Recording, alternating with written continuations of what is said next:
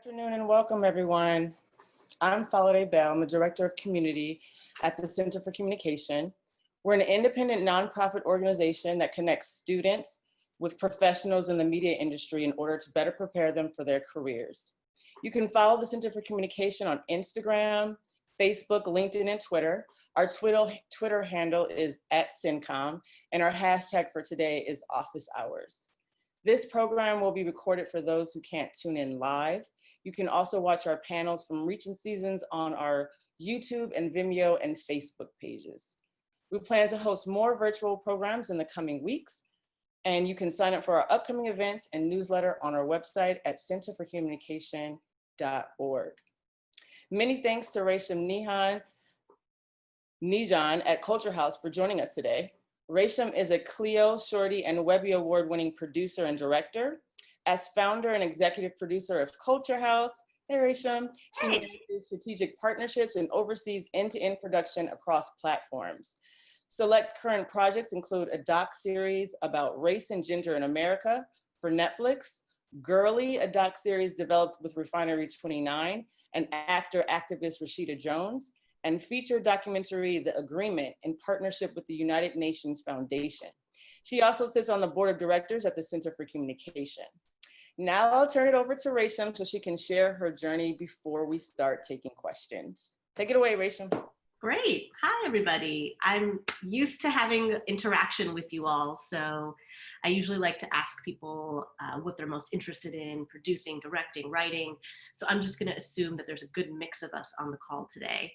And I'll tell you a little bit about my journey, what I do, and then I'm really looking forward to getting into the questions because I know that's where the magic happens, and I want to be most helpful to you all as you start to think about shaping your careers and next steps.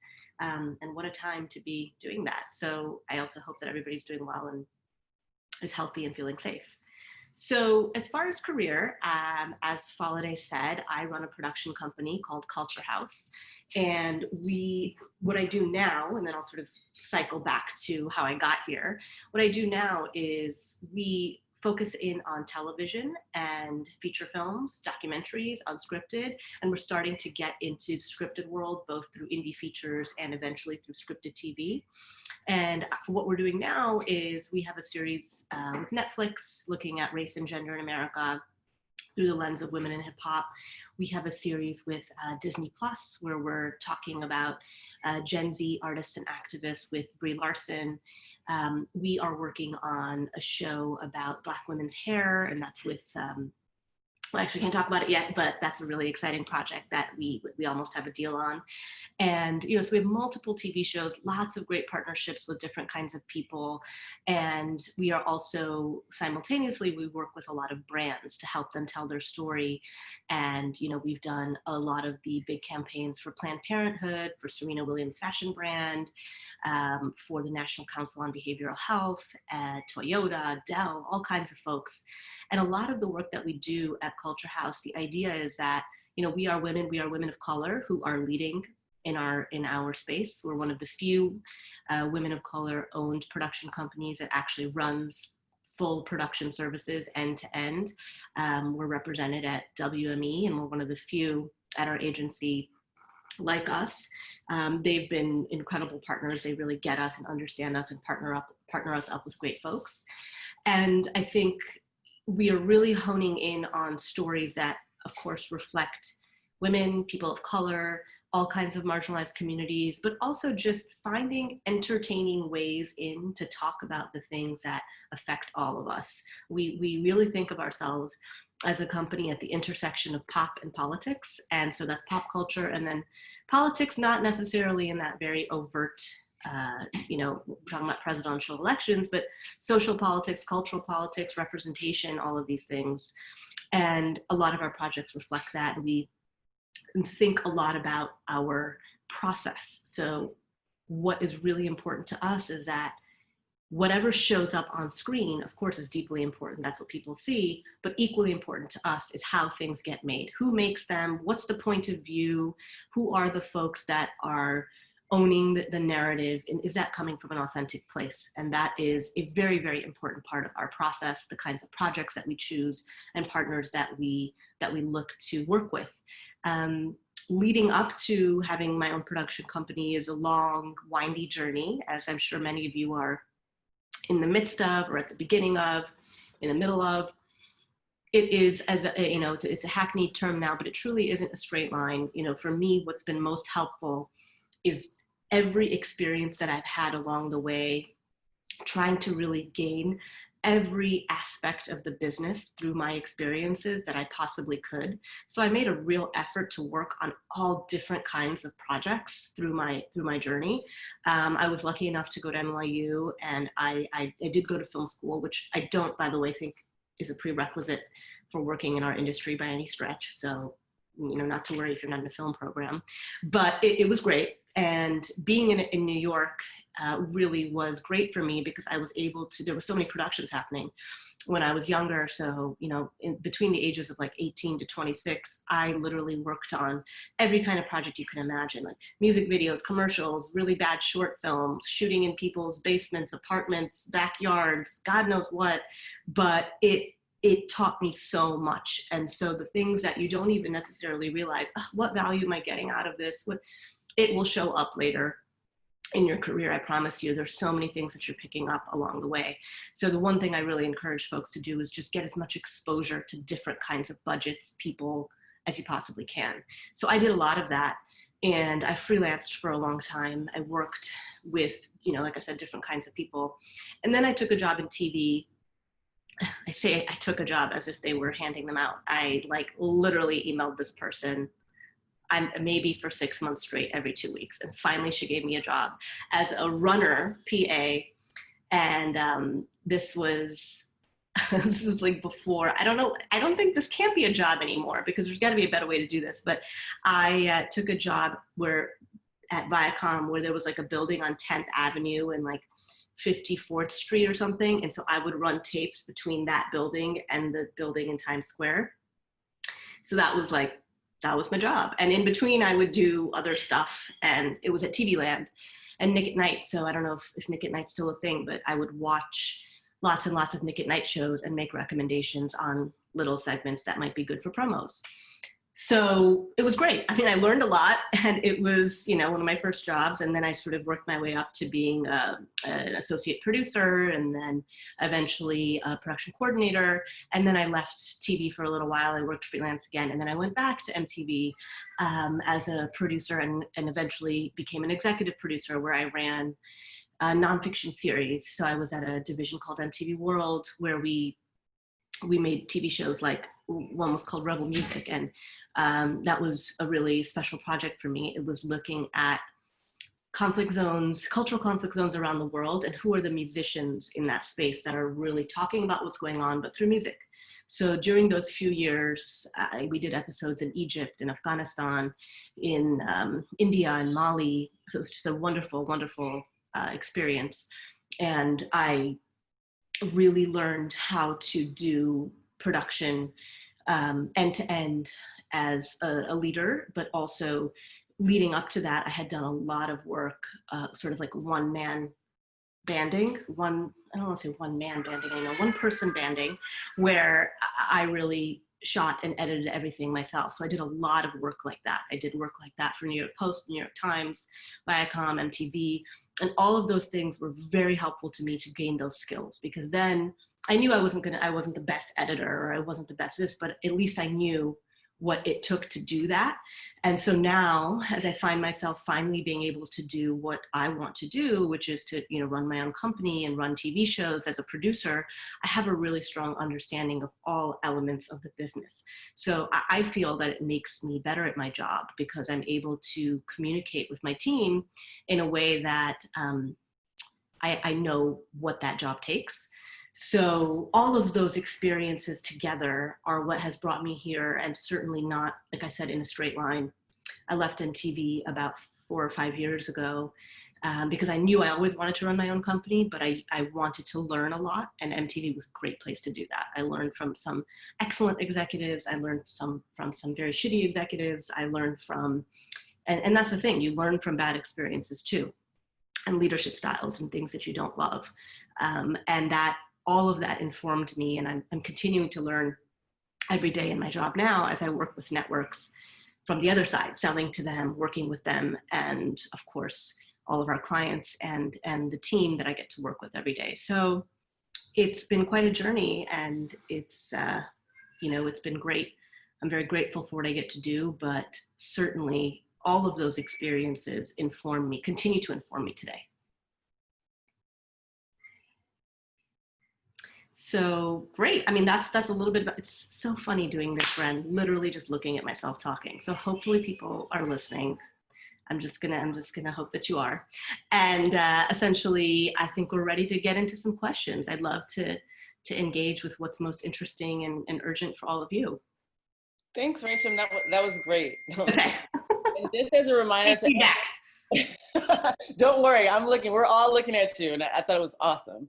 And just as a reminder to everyone watching, just to please type your questions via the Q&A box. I see a lot of them are in there. Thank you, great job. Include your school or company. And when I call on you, I'll be calling on you. Just please accept the prompt on your screen to unmute yourself and ask your question. Okay, so let's go ahead and get started. Our first question comes from Aaron Groman from NJCU. Aaron, I'm gonna bring you on to ask your question. Go ahead and ask your question. Yes, hi. So I'm wondering about the best way to network in the current climate. Is it really as simple as sending a message on LinkedIn, or is there, another way to make yourself stand out or do kind of a warmer introduction now that we can't say, I met you at such and such event? Good question. It's a hard one, actually, because you're right, that we don't have sort of those in-person interactions to lean on.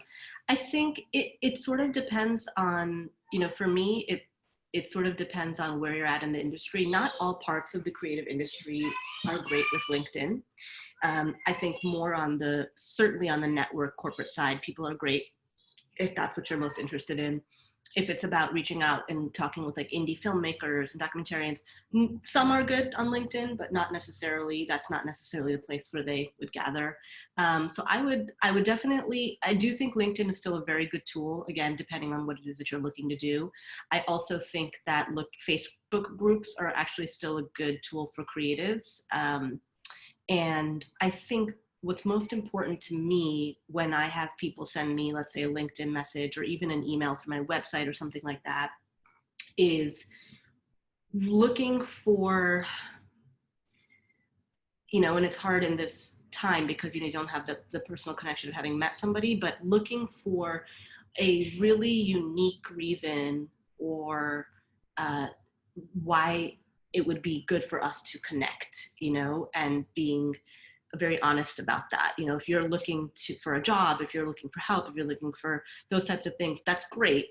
And reaching out with that in mind, but also saying enough about yourself so that it doesn't feel generic. I know that I hope this doesn't sound like generic advice, but I always say that the messages that I respond to are the ones that have a lot of specificity around, and they're short, but they have specificity around why me? Why are you reaching out to me? And not, the 10 other people that you probably are reaching out to, but what is that reasoning that we should be connecting? And that for me always makes a difference. I hope that's helpful. Awesome. Let's go to the next question. Our next question comes from Amanda Maddox. Amanda, let me bring you in. Go ahead and ask your question. Hi, I just graduated from San Diego State as a film and media major, and my question was, when you're producing a video and working with a brand or a company, how do you collaborate with them to find a medium between their vision for the project and then still maintaining your creative expression as the artist? That's a really good question. Oh God, how much time you got? No, I think it's a great question because the brand space can be very tough for that very reason, because ultimately you are being paid by a brand to fulfill what their business goals are, which are not necessarily always aligned with your creative auteur vision. So I always tell myself and my team when we go into brand projects, very clear-eyed, that of course, they're coming to us because they want our creative and they want our point of view, and we're going to put that forward to the absolute best of our ability. And we're going to advocate for the things that we think are going to make this the best piece of work. But at the same time, they're coming from a different point of view, a whole different set of experiences. Sometimes they're right, you know, because they know what they need to hit their business goals. But sometimes they're not, and they just don't know shit about the creative process. And you're like, you guys are fucking this up, and it's horrible. It's really, it's a frustrating experience. But I will say that is one of the things that you have to be really aware of and say to yourself, well, why am I doing this project? And a lot of times the brand work, of course you're trying to do great work, but you're also making a paycheck there. And so you're also working with people who have their jobs are on the line. They have business goals. So I always say this to a lot of, you know, my more filmmakery, directory, indie type of directors that I bring on to do this work. I say, are you guys really up to it? Because at the end of the day, this isn't going to be your Sundance movie, and you need to be okay with that. And if you're not okay with that, then this kind of work just isn't for you, which is also completely fine. So I think that you need to be clear-eyed, but you also need to be confident in your decisions. And with brands, obviously I can't speak for all brands, but there's often a lot of layers in terms of who's them getting their approvals on their side, and then the notes and the things and all change within those layers. You just have to be prepared for that and know what you're getting into. Make sure that you budget for it appropriately, and you plan for the fact that there's going to be a longer time that you're going to have to go back and forth with them to get it right. But ultimately, that you can be gracious and give them what they want and make them happy. That's your job as having them as your client. Your job isn't to leave them feeling like they're not as creative or as smart as you. So I always hope and always aim to leave people feeling really good about themselves, even if I ultimately don't agree with the decisions that they've made. Awesome. So our next question comes from Lindsay Corzin from the Fashion Institute of Technology. Lindsay, go ahead and ask your question. Hi. So my question is, where did the name Culture.House come from, and where is the inspiration behind the company? Oh, that's a fun question. Thanks. So the idea behind Culture.House is that a lot of the work that we aim to do, at the core of it is the goal of culture change. And that's culture change in the way that people might think about something. It's culture change in what kind of representation we might have in our work. And I'm so sorry, guys. This will be part of the things that you'll learn when you get older. You have working mom here. I'm just gonna hand him over. Sorry. Thank you. So, or maybe some of you have kids. So oh gosh, what was I saying? Culture.House. So the idea of aiming for culture change and being a place like the word house for me was really interesting, because we're sort of an umbrella place where we want to bring in all different kinds of people, all different kinds of filmmakers. So it's a place for people to congregate, gather with their ideas, but then also physically. You know, before this pandemic came upon us, we were building the really beautiful office space, which we're still doing, but who knows when it will be what we imagine it to be. But the idea is that we're creating a little screening space there and a little thing. So it is a place where filmmakers can gather, they can screen things. So it's a real cultural environment, and that's the goal behind our work. And that's the inspiration of who we are, is truly authentically reflecting our lived experiences in our work and bringing others in that we want to ensure that the world is seeing their lived experiences as well. Awesome, thanks, Raeshem. And I hadn't seen your little boy. He's very cute. He's so cute. Oh my God, I'm obsessed with him. Thank you. That's very sweet of you. So our next question comes from Alani Weeks. Alani Weeks is at Pace University. Alani, go ahead and ask your question.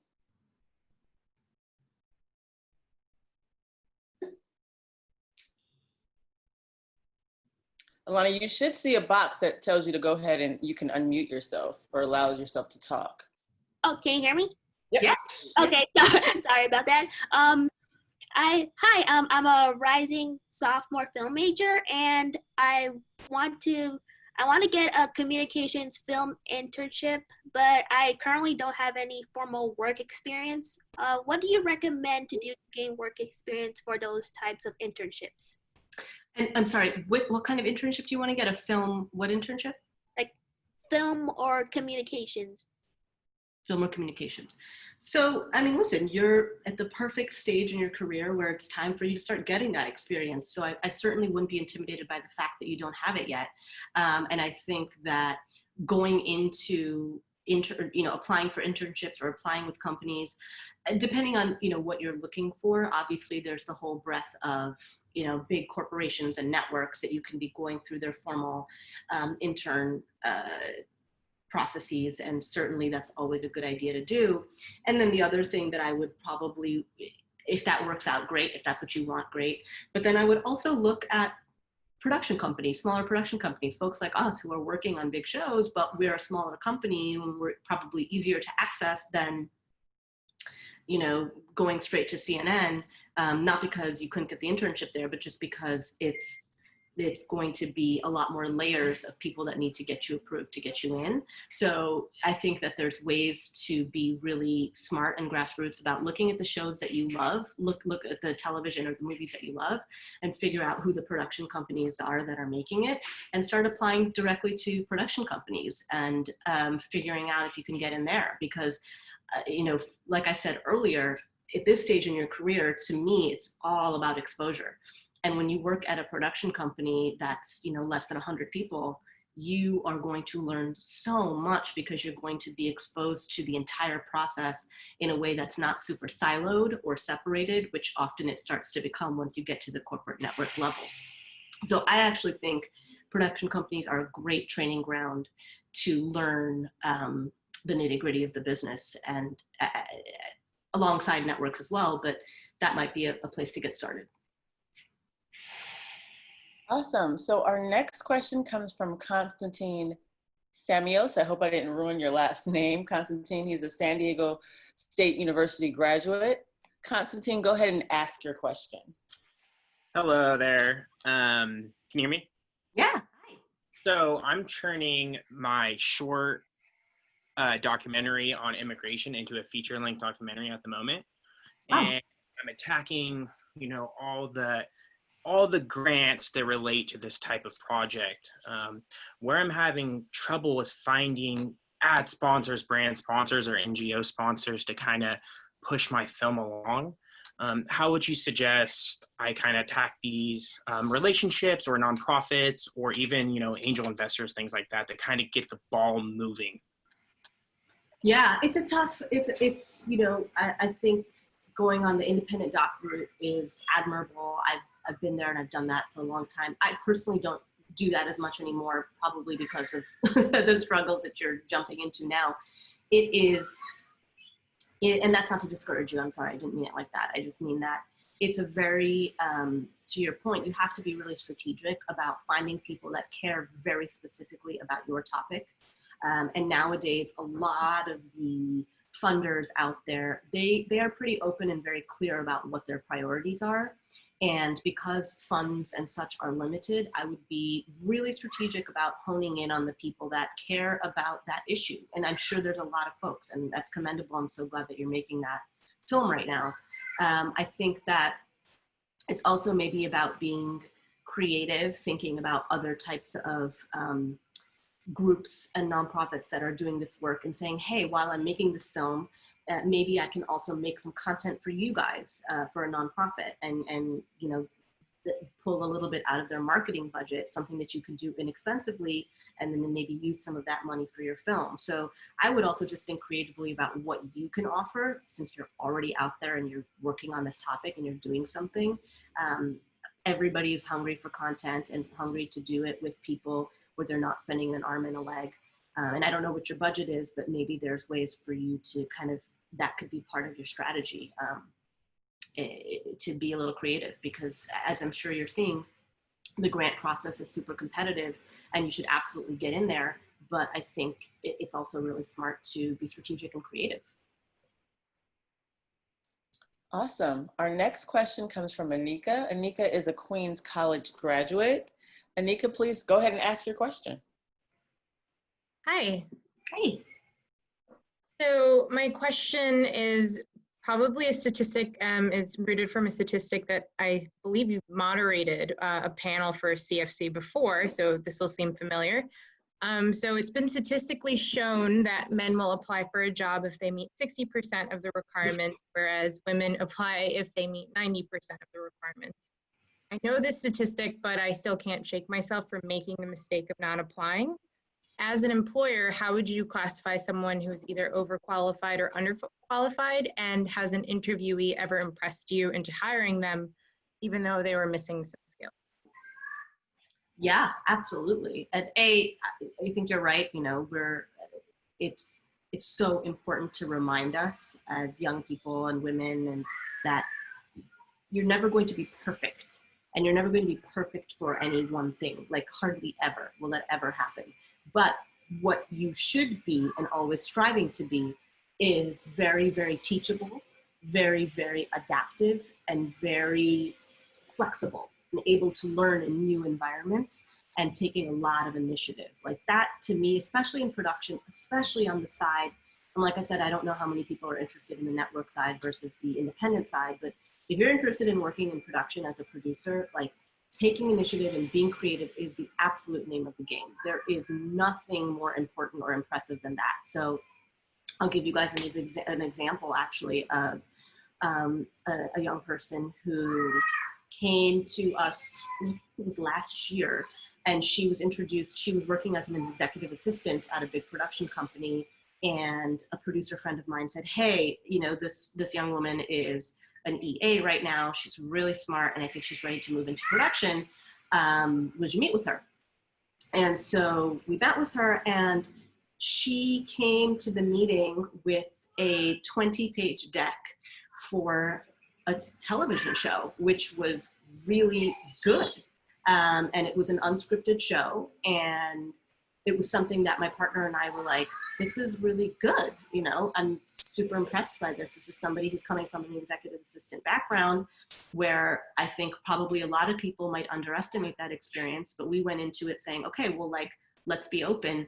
And we were really, really impressed and happy. And she's now an associate producer at our company. And we're actually pitching her show with an A-lister next week. So that all happened pretty quickly, but it was because this person took a lot of initiative and wasn't sort of shy about the fact that she may not have the, what's the word, you know, what you were saying earlier is that she may not have the experience on paper that would, you know, qualify her for whatever we were looking for or needed, but she proved that she was really a Swiss Army knife in terms of like being able to learn quickly. She had picked up a ton while being an EA. And so she was, even though she hadn't like been the one who was leading the development process, she had been in all the meetings, she had paid attention, and she knew what it took and she knew what it meant.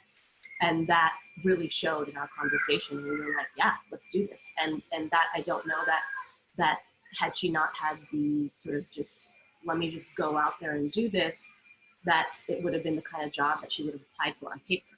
So I think that's a really good example of just taking initiative, showing people who you are, very, very specifically. Show people who you are. What, and I say this all the time, is like, what is it that you, from your life, from your hobbies, from your experience, that makes you so unique, that you're bringing some specific niche point of view to what we're trying to do. And so that is always really impressive. So even if it's not on paper, but it's like, you might be, I don't know, like, especially since we work in unscripted, so we're interested in these types of things, but I don't know, maybe you were like a superstar national gymnast when you were growing up. Like, I actually genuinely want to know that, because maybe there's a really interesting story that we can get into that, or around sports or athletes, and you're going to have more lived experience and knowledge than I'm going to have, even though I have, 18 years of production experience. So there is so much that everybody has from their lived experience that they have to offer. And so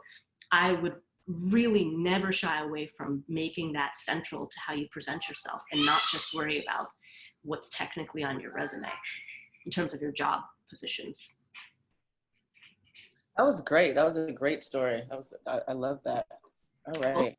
Yeah. Our next question comes from Bonnie. Bonnie is at NYU in drama. Bonnie, go ahead and ask your question. Hi, thank you so much for doing this. I really appreciate it. I also went to NYU. I graduated in 2017, then got a master's in arts administration at Baruch. And I am a comedian and a writer. And so my biggest goal is to start writing for television on the comedic side. And my resume, I've worked at Abrams Artist Agency and a smaller production company, Stone Street Studios, that's a part of NYU.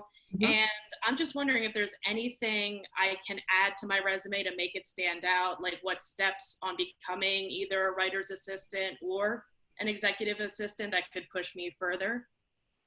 Yeah, I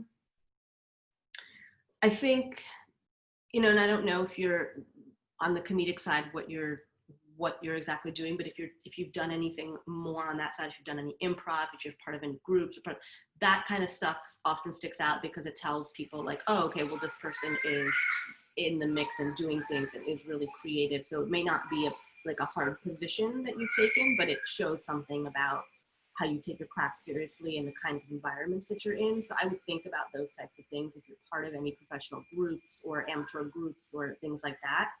And I would also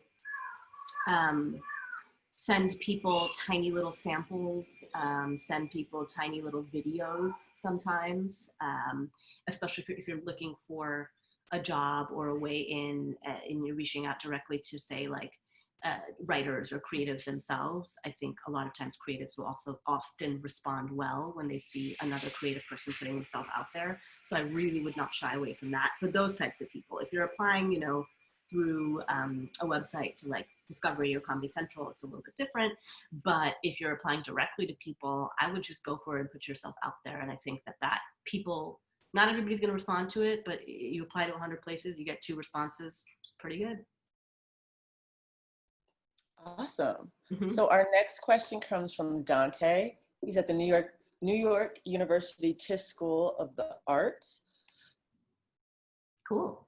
Oh, Dante, I'm getting a message that you have an older version of Zoom, so I can't bring you in to talk. You'd have to update. So I'll go ahead and ask your question for you. Dante says, what advice do you have for an up-and-coming director? Director, sure. What are you looking for in a portfolio? Yeah. Wait, hold on, it's a 3-part question. Sorry, so what do you have for an up-and-coming director? What are you looking for in a portfolio? And also, what's your grasp of the effect of COVID on the industry? And like, when do you think productions will start up again?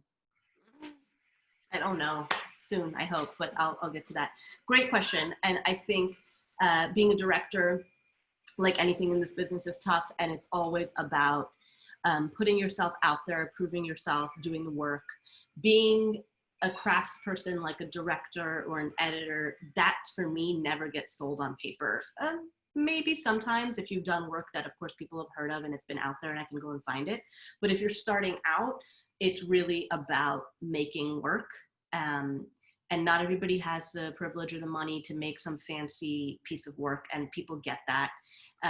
But nowadays there are tools that you can create even small, tiny pieces of work.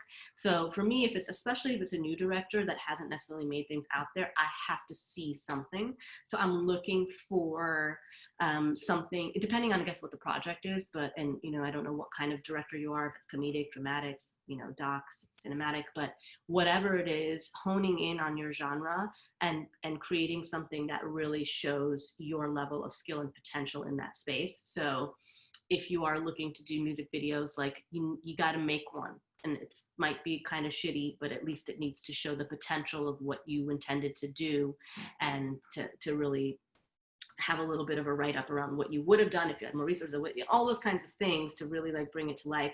If it's doc, make a short doc, if it, you know, and do what you can to try to show people what your potential is. Like I would have to for that portfolio, and especially for with director and editor portfolios. Again, it depends on where you're at in your career, but if you're early on, people aren't going to want to watch anything too long. But I do personally like to see things that are complete. Sometimes people send me portfolios that have like tiny little snippets of things, and that doesn't give me enough of an understanding of, does this person understand beginning, middle, end? Is there a whole story there? It's not enough for me to just see like tiny snippets of scenes unless you're a little bit more established. Awesome. So our next question comes from Sarah at University of the Arts. Hang on. Sarah, go ahead and ask your question. Hi, can you hear me? Yes. Okay, great. I'm a rising senior at University of the Arts, but I'm also interested in a lot of different things other than film and video. So I guess to expand on my question, first of all, which is how would you find different opportunities and like to build those skills that aren't just one specific thing?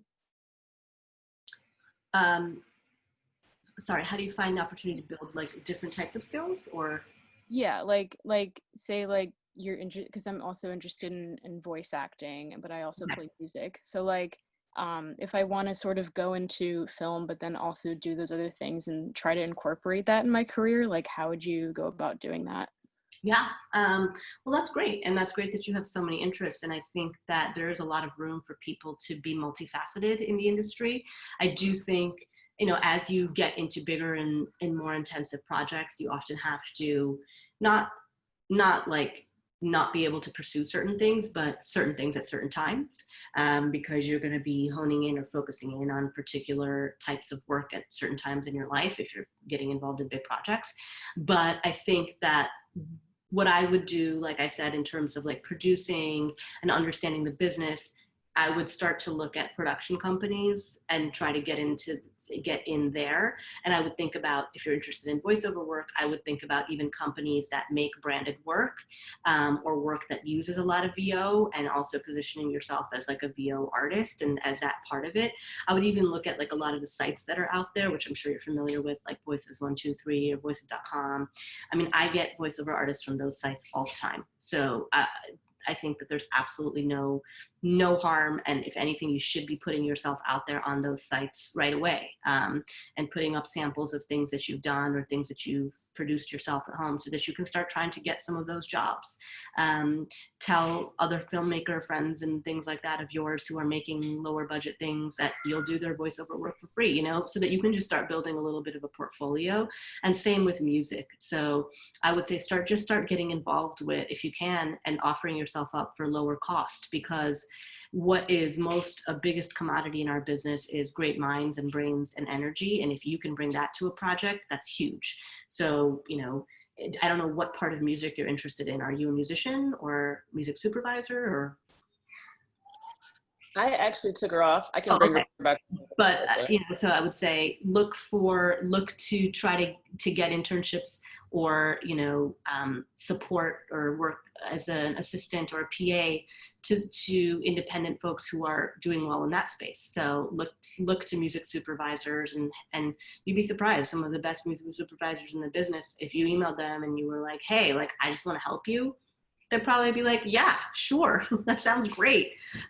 So I wouldn't be afraid to reach out to people that you can learn from, and then possibly might be folks that can help you on some of those various avenues.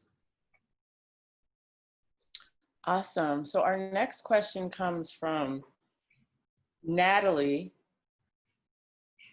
Hey. Hang on one second so I can.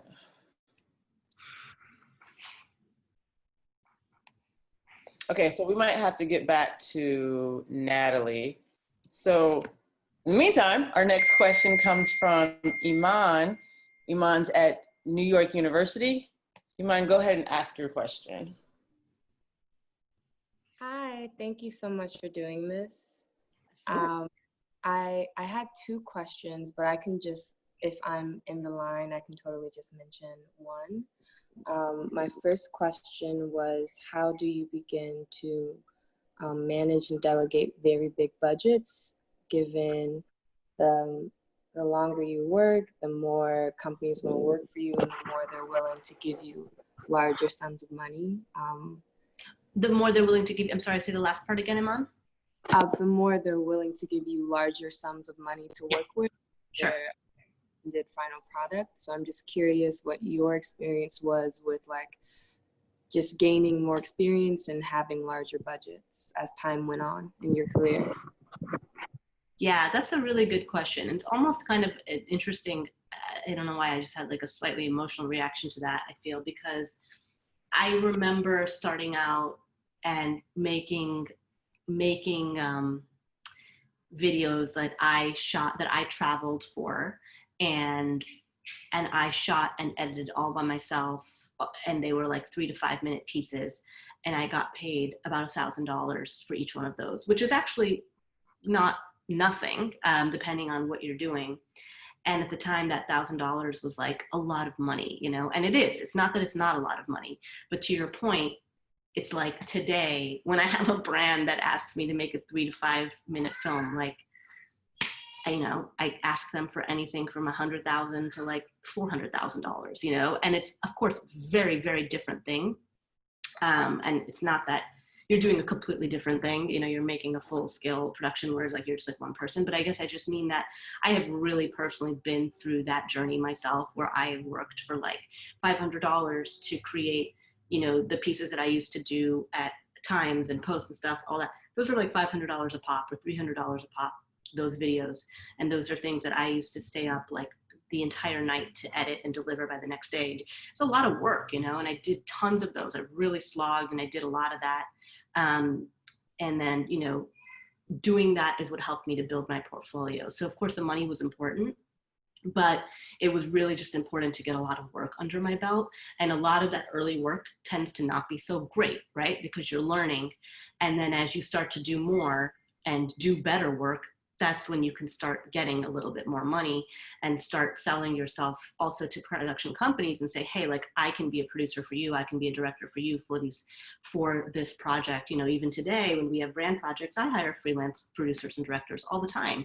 And it would be people like myself who had been working freelance and, you know, working their way up. So it's really just about continuing to do that work and finding opportunities to do work and have access to some kind of visual or project that's going to be good for your portfolio. So I would encourage you, if you have the ability to, you know, not every, you know, we all have to make money and support ourselves, but if you have the ability to do projects here and there where you can see a different value from them, aside from just the money, where you're like, if I shoot this, then I'm going to have a really great music thing on my portfolio. If I shoot this, I would encourage you to do that, because that type of variety is what eventually gets you to those bigger and bigger budgets. And like learning to manage and make those budgets is something that you're always learning, because there's always like a next little level, you know, even in the 5 years of my business, starting from much smaller little projects now to like big, giant, you know, big TV shows, I'm learning a ton, you know. I'm like, wow, okay, so I got to manage all this money and all these people. And because I'm doing the work step by step and building the foundation, that next step so far has never felt like it's, for me personally, from my experience, I would say you start to feel when you're ready for the next level and it feels right and you're reaching and you're learning and you're making mistakes, but it's not like so far out of reach that you're totally not ready for it. Because that's when you start, for me at least, that's when I've made some of my biggest mistakes, where I've kind of like jumped a few steps. And for me, what's been great is that I've just really worked hard and I've always reached super high, but I don't think, you know, I think that I've known when I'm ready for that next thing. So whether that's the big budget or this, like right now, it would be hard.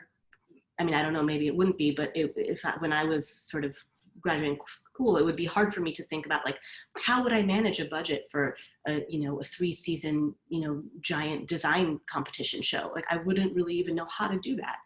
And it's because now you just keep doing the work, and it starts to make sense. You start to surround yourself with people who've done it and know it and this. So I think it's just, I might have not answered your question that well, I'm sorry, but I think you just keep doing things and learning, and that's where that knowledge comes from. And having the confidence to ask for what you deserve. So making sure that you are, valuing yourself. Awesome. So I'm going to go ahead and ask a question for Richie because I can't bring him on either. Richie says he's a graduate with a film and media studies. He's a film and media studies major. And although he spent a lot of time studying film in school, he didn't graduate with that many practical production schools. So he's wondering, like, how can he market himself with those theoretical skills, but now he's actually moving into trying to actually put those into practice. So what's the best way for him to sort of market himself to employers? Well, again, I think it's about finding companies or employers that fit. Maybe it's a different side of yourself and your values. Maybe you don't feel that you have the exact hard skills, but are you really aligned with a particular company for another reason? Are you a sports nut and you're like, I want to work at ESPN? Are you really interested in, something else, and you find the people where you have another type of knowledge to offer, and you say like, I have an understanding of what it means to be inside of production, but I also have a really deep set of knowledge around whatever that other thing is. And I know that I can bring that to the table, and I know that I'm ready to dig in and to really learn and come in at the PA production associate level. And maybe you can be more involved in like some of the, if it's not, and I don't know which skills you do or don't have, but maybe you can be more involved in like the writing and development if you're coming with a particular kind of lived experience. And then if you're contributing to that, you can sort of be watching and learning the production process along the way, and then eventually start bringing those things together. So I am sure that you, even though you don't have whichever hard skills you have in mind, you have incredible value to offer. And it's just about marketing that and not thinking about just, I personally hate when in any industry where we stick to the traditional things that might, get you a certain position. And it's not to say that those things aren't important. Hard skills are very important, but you can also learn a lot if you are willing and able to get into the game. Awesome. So Ray, how do you feel about doing 3 more questions?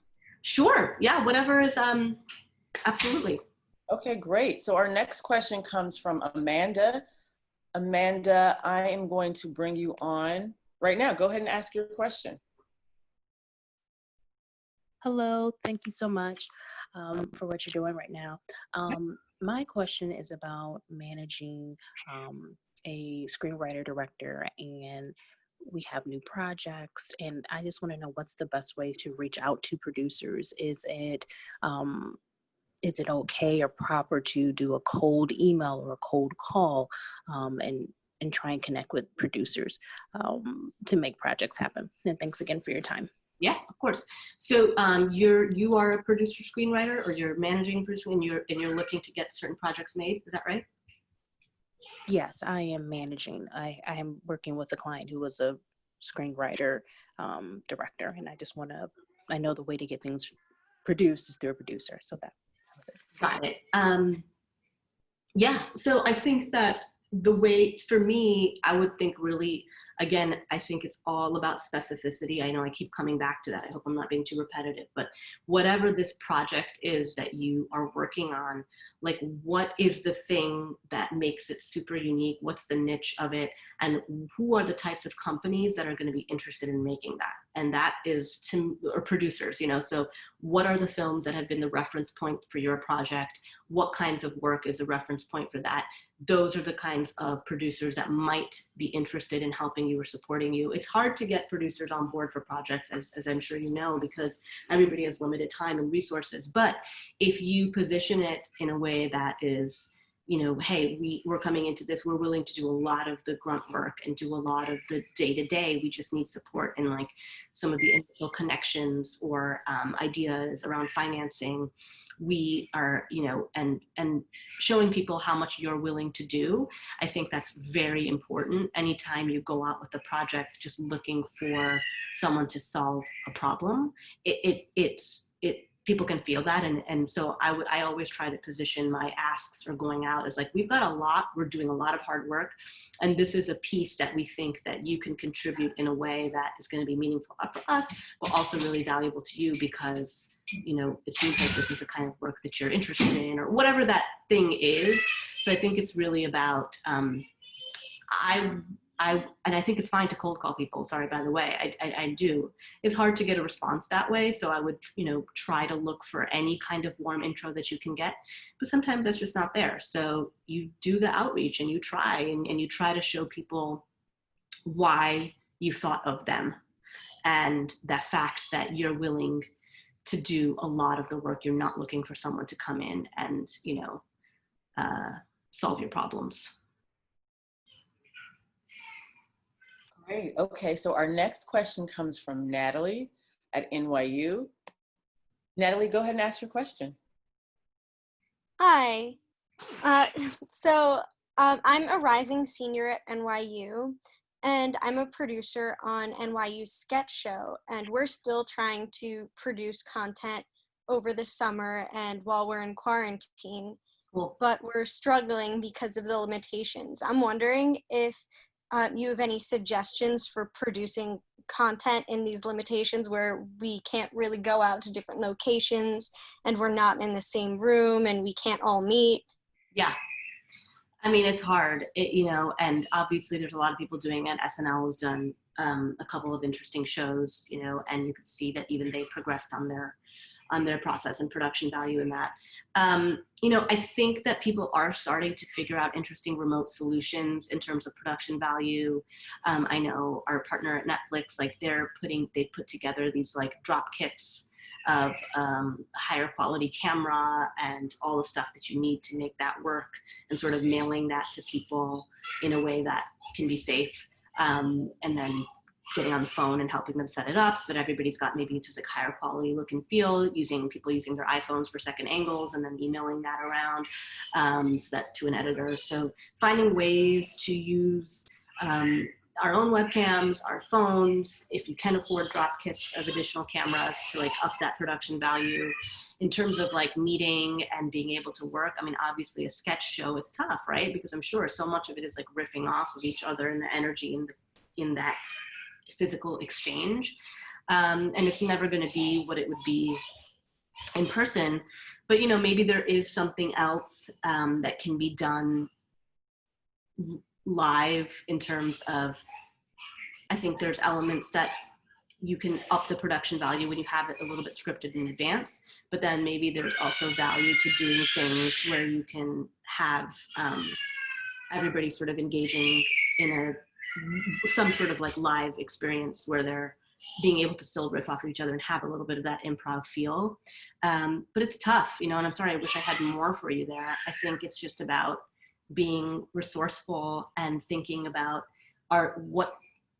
having this restriction, how can that be built into your creative? Like instead of trying to do what you used to be doing in this new environment, because it's just never gonna work, how can you roll our current reality actually into the work and leaning into that?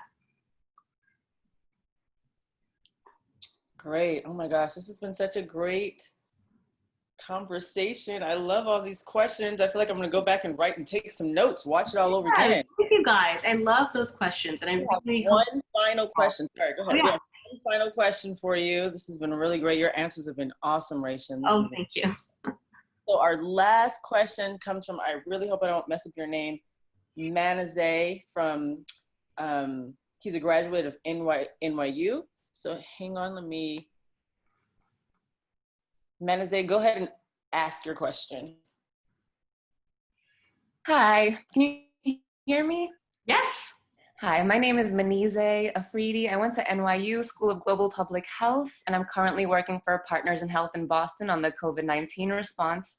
And what you said with me in the beginning really resonated with me about fusing pop culture with politics. It's my mission to fuse public health with pop culture, and I read so much about you, and this is why I want to attend this session. So my question is, how does someone with my work and educational background break into the TV and film world to be able to work on health campaigns and drive health behavior change through this very important medium that is so often underutilized in my field? Like, what roles are available for someone like me? Obviously, storytelling is such an important part of creating healthy behavior change. And I'm already the voice of the public health podcast, but I want to take it further than that, and I don't even know what my resources are. Yeah. First of all, that's great, and thank you for the work that you're doing in that space. That it's so important right now, and I think it's a great question. And I love that you're thinking about how to cross over into using pop culture to slide your message into people's brains. That's what we're always trying to do.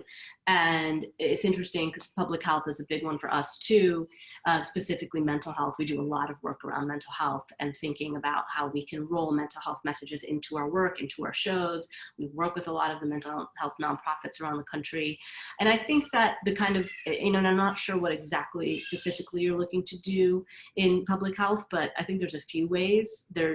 If you're interested in campaigns and advertising, then there's always there's a lot of folks in the advertising world with the health accounts. So those are big, and if that's what you're interested in. If you're interested in like the advertising and pushing pop culture that way and those types of campaigns, I would look into agencies, advertising agencies. If you're interested in like television and films and things like that, I would look for possibly consulting positions coming from the medical world, possibly for projects that might have a little bit of at first at least an overt medical spin, and then eventually thinking, trying to be a consultant for different kinds of projects to roll those messages in. I would look for companies, even like ourselves who are working adjacent to that space and reach out and say, hey, like, I see that you're working on this television show or these brand, and this is my experience, and I would love to help inform this type of thing inside of your content and inside of your work, and be part of that. And I think that we are right now ourselves developing like a mental health infused sort of game show, and we're looking for all kinds of people to work on that. If that's of interest, you should definitely reach out to me. And I think also there's a lot of opportunity. I think it's just about being really confident in who you are and what you have to offer, and doing a lot of research on the kinds of companies and networks that are interested in that. And then just get yourself out there. So that was our very last question, Raeshem. I mean, we still have a ton of questions. I apologize to everyone that we couldn't get to. This is a very popular topic, and Raeshem does a great job answering all the questions. Ray, did you want to go ahead and just let everyone know, how they can find you or see your work, and, starting details? Yeah, well, thank you guys, all of you, for joining. I really enjoyed this, even though I was just looking at myself for the last hour. But I hope that it was helpful. Most importantly, I always want to be helpful and transparent with my experiences. And I love doing, I'm on the board for Center for Communication, so I really love our audience and all of you guys. And I want to be supportive of your careers, because I think diverse people, young people, there has to be more of us doing the work here, because I've seen it firsthand. It's hard for me to sell TV shows about people of color or women, because there's not enough people of color and women who are making the decisions, and there's not, so I want to see all of us rise and do good work, So however I can be helpful, please feel free to reach out to me. My company, as you know, is Culture.House. You can email me directly. I will always try to get back to you, or I'll direct you to someone else who could be helpful to you in my team. But I'm Rae, R-A-E, Rae at Culture.House. Find me on LinkedIn, send me a note.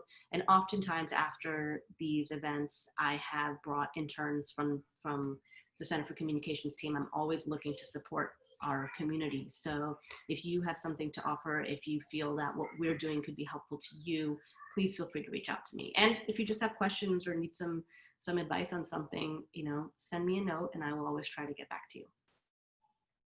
Thank you so much, Raeshem. This is so awesome. I can't wait to watch it back. Thank you to everyone who has joined us today.